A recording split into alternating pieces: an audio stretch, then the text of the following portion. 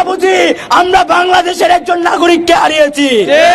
আমরা পরিষ্কারভাবে বলতে চাই, এখনো যারা প্রশাসনে বিভিন্ন জায়গায় বসে আছে এবং নীরব দর্শকের ভূমিকা পালন করছে, তাদেরকে ছাঁটাই করতে হবে।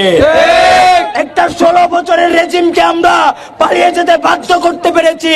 এখন যারা এখনো এই চেয়ারগুলোতে বসে থেকে নীরব দর্শকের ভূমিকা পালন করছে, যদি প্রয়োজন হয় তাদেরকেও লেজ গুটিয়ে পালিয়ে যেতে বাধ্য। আমরা পরিষ্কারভাবে বলতে চাই, প্রশাসনের যে সকল চেয়ারে এখনো স্বৈরাচারের দূষণেরা বসে আছে, দায়িত্বশীল যারা রয়েছেন, উপদেষ্টা প্যানেলে যারা রয়েছেন, আপনারা নির্বিঘ্নে কাজ করতে পারেন, বুকের সৎ সাহস নিয়ে কাজ করতে পারেন। তাদেরকে নির্মূল করতে বাংলাদেশ আপনাদের সাথে আছে। কিন্তু আমরা এই বাংলাদেশে আর কোনো ভাইকে হারাতে চাই না। আমরা আর কোনো ভাইয়ের রক্ত দেখতে চাই না। রক্তের উপর দাঁড়িয়ে আছেন আপনারা, রক্তের উপর